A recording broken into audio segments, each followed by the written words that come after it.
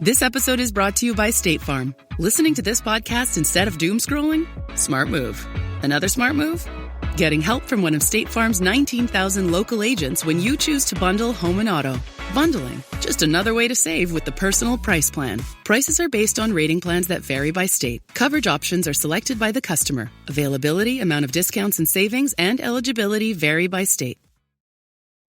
This summer, Prime Video takes you back before Legally Blonde, before law school, and into the world of Elle Woods in high school. Set in 1995, this Gemini vegetarian knows exactly who she is until her family moves from Bel Air to Seattle. Packed with iconic fashion, 90s nostalgia, and a throwback soundtrack, Elle proves one thing. Law school was hard. High school was harder. From the world of Legally Blonde, watch Elle, a new original series only on Prime Video. Watch now. Plus je fais des podcasts, plus j'ai envie de faire des podcasts. Je surkiffe ça, c'est un truc de malade. Et je vois que vous aussi, vous aimez bien puisque vous m'envoyez régulièrement des DM sur Insta pour me féliciter ou me dire que vous aimez bien et que c'est trop bien. Et ça fait vraiment, vraiment chaud au cœur. Donc ça me donne trop envie de continuer en plus parce que je kiffe faire ça. Ce soir, on va parler du rendez-vous dans le sous-sol, enfin un parking sous-sol, et de Ben, en l'occurrence, un mec que j'ai rencontré également sur Tinder et une histoire que j'ai eue avec lui. Cette histoire, je l'aime bien parce que ça a une petite saveur un peu particulière et vous allez voir pourquoi. Et c'est vrai que c'est un truc de fou parce que ça aurait pu capoter et être un fiasco total. Et au final, avec le recul, ça a plutôt été une belle histoire avec plein de beaux souvenirs. C'est Steph de Ponycorn et c'est parti pour un nouveau podcast.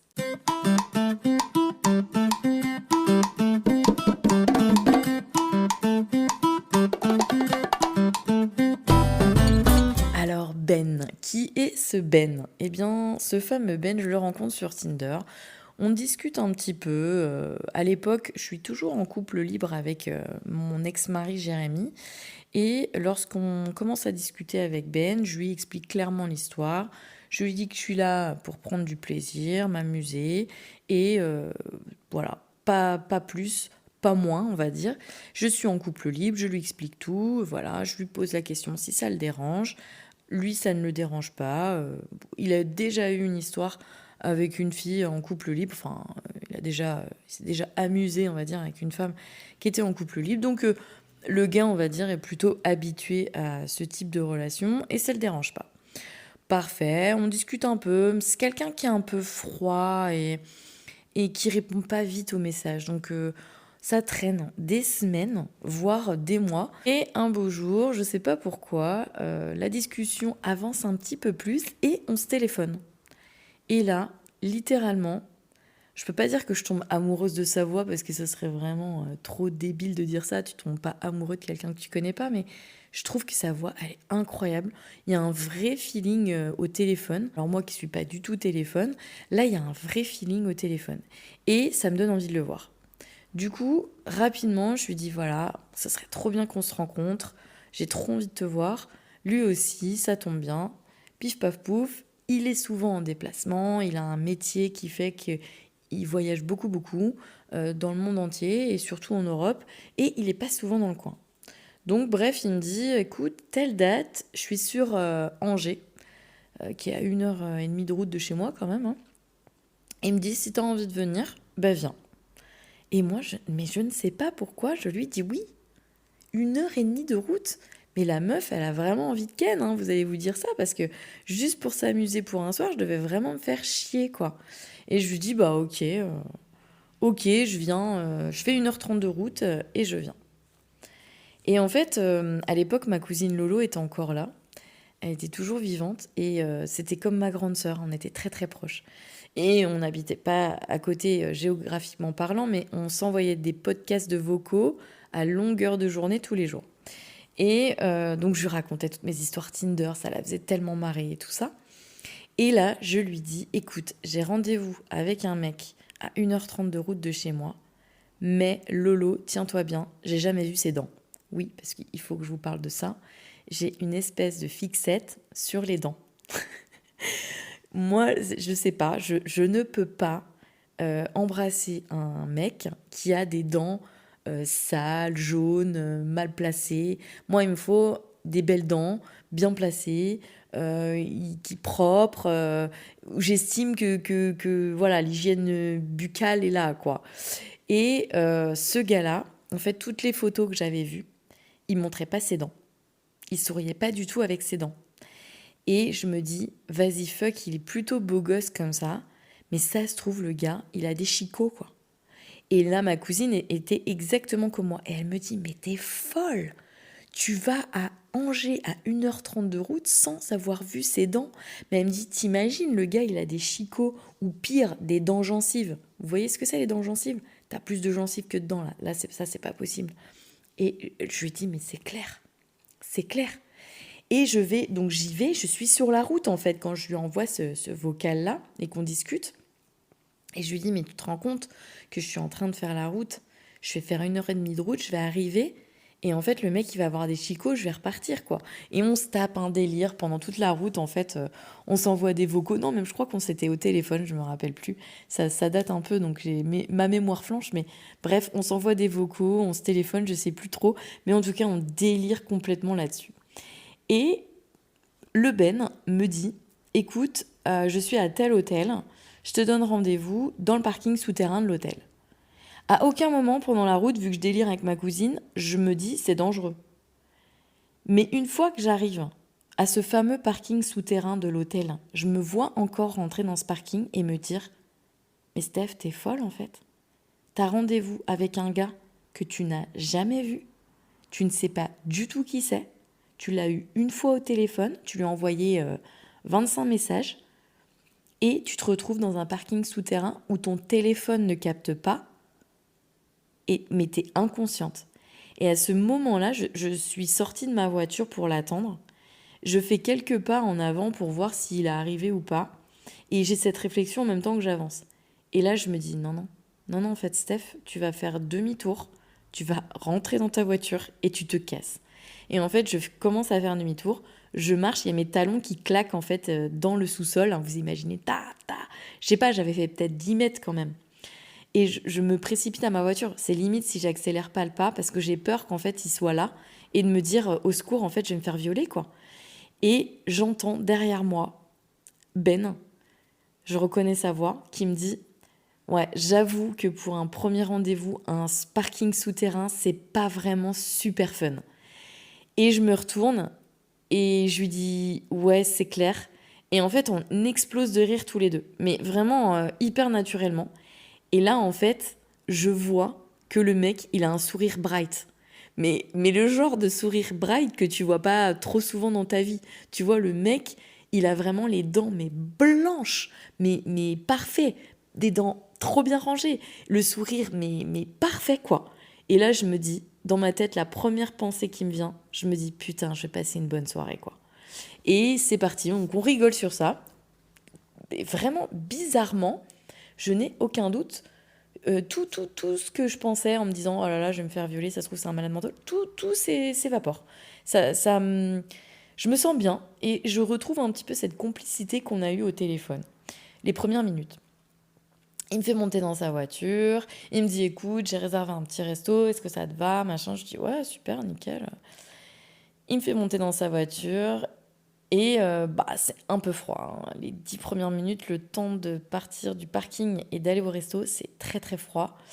Moi, je suis très mal à l'aise. J'ai pas eu beaucoup de rendez-vous Tinder à cette période-là, puisque je sortais juste de mon histoire avec Pablo. Rappelez-vous, le fameux Pablo, pervers narcissique. Donc, je suis un petit peu abrupte, on va dire, un petit peu brutalisée par les hommes. Et j'ai pas envie de faire des efforts, quoi. Donc, clairement, je parle pas. Je regarde par la fenêtre parce que je suis pas très à l'aise. Et lui, il a l'air très timide et il parle pas non plus. Donc la route, les 10 minutes pour aller au resto sont pas fameux. Et on arrive à ce fameux resto et il essaye de se garer. Et en fait, il m'explique qu'il s'est fait braquer sa caisse et que c'est une bagnole. Donc il s'est fait complètement défoncer sa bagnole et que c'est une bagnole de prêt et qu'il n'a pas le gabarit. Et là, pendant qu'il se gare, il défonce la voiture de devant. Mais il a une réaction qui me fait mourir de rire parce qu'il me dit « Oh merde, Purée, il va falloir que j'aille parler aux gens. Oh bah non, j'ai pas envie. Bon bah tant pis, on me dit qu'on n'a rien vu. Et en fait, alors c'est pas bien, mais ça me fait mourir de rire et j'explose de rire. Et je me dis, mais il est drôle ce gars. Et ça, moi, l'humour chez un homme, c'est... Oh. Moi, je crois que ce qui me fait le plus flancher chez un homme, bien sûr que la beauté physique, il faut qu'il me plaise et tout ça. Mais si le mec est beau et qu'il a pas d'humour, ça marche pas. Mais alors, s'il a de l'humour, mais femme qui rime, femme à moitié dans son lit, moi je dirais que le proverbe pour moi c'est femme qui rit, femme complètement dans son lit. Hein. Donc il me fait rire en se garant et là je me détends. Je sais pas pourquoi, ça y est, il y a une barrière qui tombe et je me détends. On va dans ce resto. Je me rappelle, c'était magnifique. C'était un espèce de petite maison de maître et en fait chaque pièce, il y avait des tables. C'était très bien fait et le serveur nous met dans une espèce de pièce, une espèce de chambre. Alors, il n'y a pas de lit, mais ça devait être une ancienne chambre où il y a une seule table et on est tout seul, on est isolé. Et en fait, le serveur nous dit une phrase trop mignonne, nous dit « Ah, vous êtes tellement mignons les amoureux que je vais vous mettre sur cette table-là. » Et nous, on est un peu mort de rire parce que ça fait 10 minutes qu'on se connaît et le serveur pense qu'on est amoureux et c'est très drôle. Bah, dans cette pièce, c'est hyper propice à la discussion puisqu'on est seul et on passe le repas tout seul, en tête à tête, dans cette pièce qui est magnifique, qui est vraiment pas très grande, avec une superbe vue sur la Loire. Hein. Je pense que c'est la Loire à Angers, je vais dire des conneries, mais en tout cas sur le fleuve qui passe à Angers, hein, c'est la Loire, en Maine-et-Loire, je pense. Et bien, donc magnifique vue. Et je me rappelle, j'avais pris des raviolis, je crois, à la truffe, un truc comme ça. Et j'ai l'estomac noué. Je me suis hyper intimidée, il me plaît beaucoup. Et du coup, je mange très peu. Et lui, il commande de la burrata, parce que je lui avais dit que j'aimais la burrata, pour me donner la burrata, mais j'ai pas faim. Hein. Enfin, trop chouette. Et la soirée se passe vraiment très bien. Il me fait beaucoup, beaucoup, beaucoup, beaucoup rire. Et il me plaît vraiment beaucoup, de plus en plus. Et du coup, la soirée se termine. Il me ramène donc à l'hôtel. Et on reste un moment garé dans le parking souterrain. Et en fait, il est tellement timide qu'il fait pas du tout le premier pas pour m'embrasser ou quoi que ce soit. On discute limite pendant des heures. Je pense que le temps est long. Et à un moment donné, je lui saute dessus et je l'embrasse. Et très timidement, il me dit « Est-ce que tu veux rester ? Est-ce que tu veux repartir ?» Et moi, je lui dis « Non, je veux bien rester. » Et du coup, je passe la nuit avec lui à l'hôtel. Ça se passe vraiment très bien. C'est une super nuit. C'est quelqu'un de bien. Je passe un bon moment. Bref, on s'entend bien. Voilà, on fait ce qu'on a à faire. Le lendemain matin, je rentre chez moi. Et franchement, ça s'est tellement bien passé que j'ai envie de le revoir. Et lui aussi. Il me réécrit très vite. Très vite, l'alchimie, elle est là dans les messages. On s'envoie des vocaux, tout ça. Et il me propose un truc de fou. Il me dit, écoute, si t'as envie, je suis à Porto pour le boulot, telle date à telle date. Tu réserves ton billet d'avion et tu viens avec moi.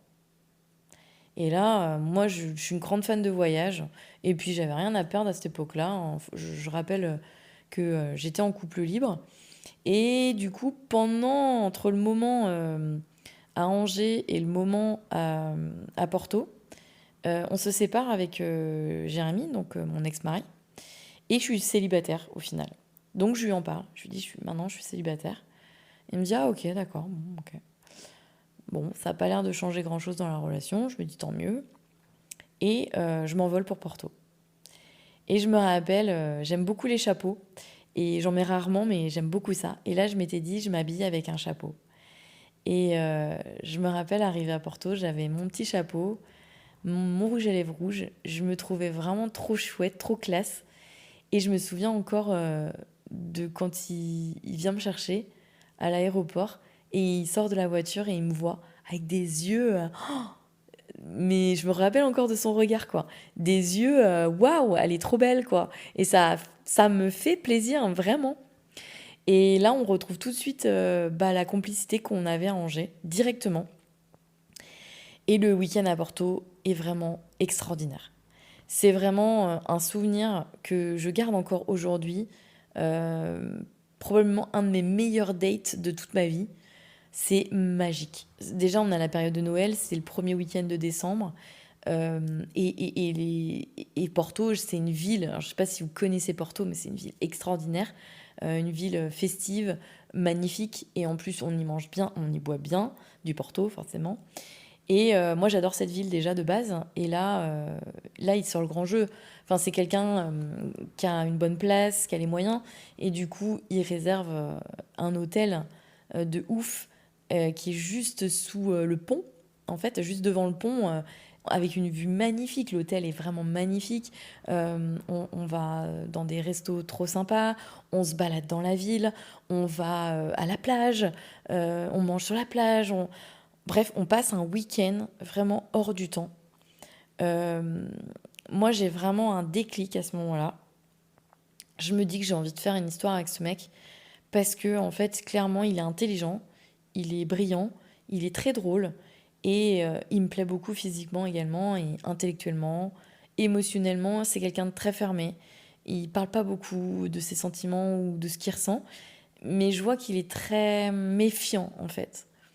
Et du coup, il me questionne beaucoup. Mais pourquoi t'as envie de me voir? Mais pourquoi tu m'écris souvent? En fait, il cherche, je pense, à se rassurer. Mais moi, je j'arrive pas à lâcher.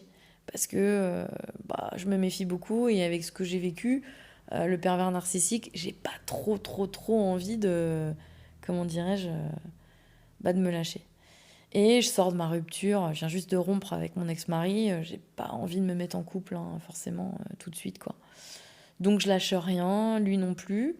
Mais le week-end à Porto, il est vraiment extraordinaire. Mais vraiment. Voilà, on se quitte à l'aéroport. Mais vraiment avec une boule au ventre, hein, je pense, et pour lui et pour moi, de se séparer. Un goût de trop peu. Et après Porto, il m'écrit. Et puis il m'écrit de moins en moins. De moins en moins. De moins en moins. Et moi, je suis très demandeuse de le revoir. Et lui a toujours une bonne excuse pour pas me revoir. Il a beaucoup de travail, et ci, et ça, et toujours quelque chose. Et l'avenir dira que je ne l'ai jamais revu après Porto. Mais on garde contact en fait. Et un soir, j'en ai marre. 1 mois, 2 mois plus tard, je crois. Et je lui dis, écoute, je veux savoir si tu as envie de faire quelque chose avec moi ou pas. Parce que moi, en fait, j'ai pas envie d'être un plan cul comme ça une fois de temps en temps. Parce qu'à Porto, en fait, il s'était projeté de ouf. Il m'avait dit, à telle date, je suis en Italie, tu pourras venir me rejoindre. À telle date, je suis à tel endroit, tu pourras me rejoindre. À telle date, tu pourras me rejoindre. Ce soir-là, quand je l'ai au téléphone et je lui dis, écoute, je veux savoir si tu veux faire une histoire sérieuse avec moi. Et sans exagérer, on est 4 heures au téléphone. Et pendant 4 heures, il me dit qu'il sait pas. Et ça clash, hein, ça clash dans tous les sens, parce que moi, je lui dis il me prend pour un plan, enfin, je suis un plan cul, j'ai pas envie de ça. Enfin, ça clash, on s'engueule. Et je lui avoue que j'ai des sentiments pour lui. Et lui, il est comme 2 ronds de flanc, il sait pas quoi dire. Et il me dit, je sais pas, je sais pas, je sais pas. Et au bout de 4 heures, enfin, au bout d'un moment, il me dit, écoute, si j'hésite autant, c'est que probablement ça vaut pas le coup. Et je lui dis, ok. Et ben je lui dis adieu.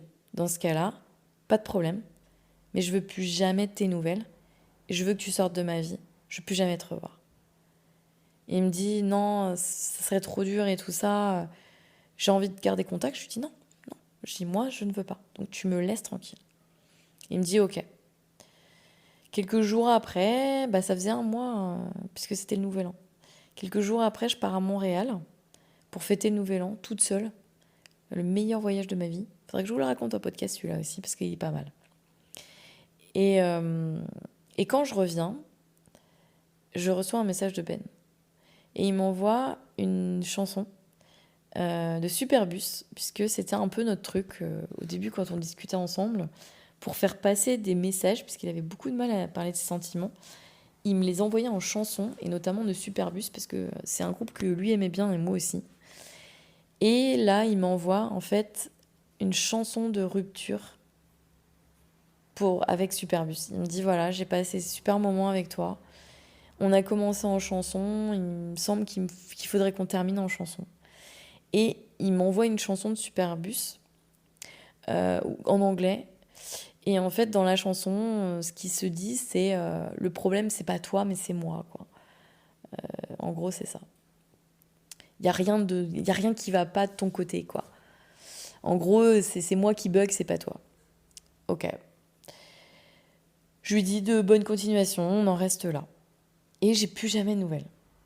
Au bout de 7 mois, 7 mois les gars, au bout de 7 mois, je reçois un message de lui, mais qui n'a ni queue ni tête, pour me dire qu'il est Jeux équestres, c'était quoi ? Jeux olympiques, et à Paris pour le boulot, et qu'il a pensé à moi, puisqu'il est pas loin de l'épreuve chevaux, et qu'il voit les chevaux, et qu'il pense à moi. Et là, on revient rediscuter un peu tous les deux. Et il me dit qu'il m'a jamais oublié, qu'il regarde toujours mes vidéos, mes stories, tout ça. Il regarde tout le temps. Et moi, ça me touche. Je me dis, mais pourquoi il revient ? Peut-être qu'il a réfléchi, tu vois. Peut-être qu'il a envie de faire quelque chose avec moi. Et je lui repose la question plus ou moins. Au bout de quelques jours, quelques semaines à discuter, je lui dis, écoute Ben, pourquoi tu reviens en fait ? Pourquoi ? Et là, ça c'est sa phrase préférée. Je sais pas. Ok, super. Probablement envie de ken, envie de cul, pas de plan cul sous la main, j'en sais rien. Et moi ça me saoule. Et je lui dis, écoute, fous-moi la paix quoi. Tu sais pas pourquoi tu reviens, fous-moi la paix.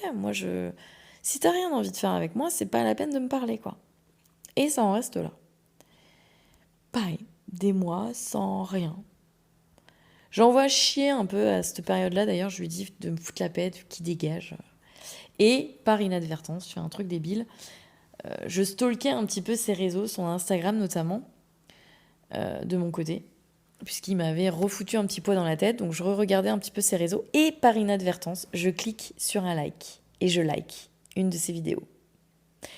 J'enlève le like tout de suite, bien entendu, mais il reçoit une notification, comme vous le savez autant que moi. Et il me renvoie un message en me disant « Ouais, s'il te plaît, évite de liker mes publications si t'as plus envie de me parler, quoi. » Et un jour, je reçois, c'était au mois de décembre, premier week-end de décembre, il m'envoie un message et il me dit « Il y a 1 an, on était à Porto. » Et là, je me dis « Mais c'est pas possible, le mec, il joue avec mes nerfs, en fait. » Et là, j'ai pété une pile, parce que j'étais vraiment dans une période, c'était au mois de décembre, là, c'était décembre 2024. J'ai pété une pile parce que ce mec, en fait, il est resté dans ma tête super longtemps. Parce que j'ai vraiment, vraiment eu un coup de cœur pour lui. C'était vraiment le genre de mec qui me faisait vibrer, qui me correspondait. Mais je pense vraiment qu'il a jamais voulu se mettre avec moi parce que c'était quelqu'un qui était assez haut placé, qui avait une très belle place, qui a toujours une très belle place dans le travail, qui est très brillant, qui est issu d'une famille très, très aisée, très haut placée dans la société, très brillante, avec une sœur brillante, un père brillant, une mère brillante. Tout le monde a des métiers haut placés. Et je pense qu'il avait honte de moi. Déjà, une vie à 100 à l'heure où il voyage les 3/4 du temps et il n'est jamais chez lui. Et je me suis dit, il avait honte de moi. Moi, petite créatrice de contenu qui fait des vidéos un peu rigolotes, ridicules, sketch sur les réseaux, de la campagne, qui est issue d'une classe sociale très modeste. Et je pense qu'il avait honte, tout simplement. Il y a une autre hypothèse auquel j'ai pensé aussi, c'est que peut-être c'était un homme marié et peut-être il avait une double vie. Et je ne l'ai jamais vu chez lui, je l'ai vu à Angers dans un hôtel et je l'ai vu à Porto également dans un hôtel en déplacement. À chaque fois, je l'ai vu en déplacement. Et je me suis posé cette question. Je me suis dit peut-être qu'en fait, il est marié et il a une double vie en fait. Il a la vie avec sa femme, ses enfants, peut-être le week-end, la semaine, quand il n'est pas en déplacement. Et puis, quand il est en déplacement, c'est what the fuck, et il se tape tout un tas de meufs. Mais moi, il m'avait paru sincère et il m'avait dit qu'il n'avait jamais été en couple de sa vie. Il n'avait jamais habité avec personne, avec une femme en tout cas. Il s'était jamais posé. Il n'avait jamais réussi à se poser. Il avait eu une histoire d'1 an avec une femme juste avant moi. Et en fait, quand la femme lui a demandé de se poser et de choisir entre son boulot et se barrer 360 jours sur 365 et fonder une famille ou faire un couple avec elle, il avait préféré choisir son boulot parce que c'était toute sa vie. Et voilà. Et je pense que c'est... Alors moi, je pense qu'il était sincère, mais j'exclus pas cette option de mec marié qui avait peut-être une double vie. Enfin, toujours est-il qu'il m'envoie ce message et là, je pète un câble. Je suis dans une période de ma vie à ce moment-là où je suis pas super bien. Je suis en plein chamboulement, je divorce, je viens de m'installer dans un appart, je me retrouve toute seule, je suis célibataire depuis un moment, j'ai eu une histoire juste avant, celle-ci aussi, il faut que je vous la raconte en podcast, elle est pas mal, avec un mec qui m'achetait comme une merde, je suis vraiment pas bien. Et là, je décide de faire un truc de fou. Je prends en photo mon journal intime, parce que j'écris un journal intime depuis de nombreuses années. C'est un peu mon exutoire. Et à Porto, à l'aéroport, sur le retour, j'ai écrit dans mon journal intime quelques pages sur Ben et sur ce week-end incroyable. Et sur ces souvenirs que je garderai très longtemps, puisque c'est vraiment des très bons souvenirs. J'ai vraiment des très très bons souvenirs de ce week-end et j'espère garder que les bons souvenirs au final. Et en fait, je lui prends en photo ces 2 pages et je lui envoie. Et je lui dis, voilà Ben, voilà ce que je pensais de toi. Voilà ce que j'avais envie de faire avec toi. Et voilà ce que tu en as fait. Donc maintenant, je lui dis, si tu ne veux rien faire de sérieux avec moi, si tu n'as pas de sentiments pour moi, fous-moi la paix. Fous-moi la paix parce que moi, je n'arrive pas à avoir une histoire sérieuse en t'ayant dans la tête. Et c'est pas en revenant tous les 2 mois que je vais réussir à t'oublier et avoir une histoire sérieuse avec quelqu'un d'autre. Et avant de le bloquer, je lui laisse quand même 2 semaines de répit pour me répondre. Je sais que c'est un mec qui est hyper lent, qui a besoin de peser le pour et le contre. Il est hyper cérébral. Et je me dis, s'il y a une chance qu'il réfléchisse ou qu'il me réponde, il a besoin de temps. Donc, je lui laisse le temps. Et dans ces pages de mon journal intime, je disais que j'avais passé un week-end incroyable, que j'avais une très forte connexion avec lui et que ça faisait longtemps que ça m'était pas arrivé. J'avais eu un réel coup de cœur avec lui et que toutes les épreuves que j'avais traversées avant, ça valait le coup pour rencontrer et vivre ça avec lui. Et c'était des très beaux mots que j'écrivais sur lui. Et je disais que j'avais vraiment envie de faire quelque chose avec lui, d'essayer du reste de faire quelque chose avec lui et de le revoir. Et en fait, quand je lui ai envoyé ce message, j'ai attendu 2 semaines et je l'ai bloqué. Et je n'ai plus jamais eu de nouvelles. Donc au jour d'aujourd'hui, nous sommes le 6 août, je n'ai pas une de ces nouvelles depuis le mois de décembre. Il faut dire que je l'ai bloqué partout, donc il ne peut plus me contacter. Mais quand on a envie de contacter quelqu'un, on peut toujours le contacter, quoi qu'il arrive, d'une manière ou d'une autre. Mais il ne m'a jamais recontacté. Je pense que c'était quelqu'un de très cérébral et il avait déjà un coup d'avance. Alors si ce n'était pas le fait qu'il soit marié ou machin, ou peut-être ou qu'il avait honte de moi, si on enlève ces 2 options, je pense qu'il était tellement cérébral et intelligent qu'il avait déjà 10 coups d'avance et qu'il avait déjà imaginé le futur. Et il voyait bien que c'était compliqué avec son boulot d'avoir une vie de couple en fait, parce qu'il partait tout le temps, il était tout le temps à l'étranger et il était jamais sédentaire quelque part. Alors il y avait aussi cette histoire où il habitait à Nantes, donc pas très loin de chez moi, à 1 heure de chez moi à la base. Et en fait, il avait reçu une promotion à son travail, mais il fallait absolument qu'il vienne habiter à Paris. Et du coup, il déménageait sur Paris. Et en fait, la question s'est posée à un moment donné, et je pense qu'il a imaginé de faire quelque chose de sérieux avec moi. Mais il m'a dit, c'est pas sérieux. On peut pas faire quelque chose de sérieux puisque je vais aller habiter à Paris. Donc ça sert à rien. C'est trop loin. On se verra pas assez souvent. Et moi, j'étais butée. Je lui disais, mais c'est 1 heure d'avion, Paris. On s'en balèque. C'est facile à faire. Et lui, il me disait, non, non, non, mais non, n'importe quoi, en fait. C'est pas vivable. Et avec le recul, aujourd'hui, vu comment je suis, moi, avec les personnes en couple, bien sûr que ça n'aurait pas été faisable. Enfin, si, ça aurait été probablement faisable, mais je serais partie habiter à Paris, par exemple. J'aurais pas pu avoir une relation à distance. Parce que moi, je suis très pot de colle en couple. Quand j'aime quelqu'un, j'aime partager beaucoup de temps avec la personne. J'aime faire plein de choses avec lui. J'ai besoin de ça. Je suis très câline, très attentionnée. Et j'ai besoin de ça. Et c'est sûr qu'une relation à distance, moi, j'aurais été malheureuse. Mais je pense que ça aurait pu le faire quand même. Enfin, moi, j'ai pas d'a priori sur ça. Et en plus, j'étais mobile. Je veux dire que j'ai pas d'attache où je suis actuellement. En Vendée, j'ai pas d'attache. J'ai mes amis qui sont ma famille, bien entendu.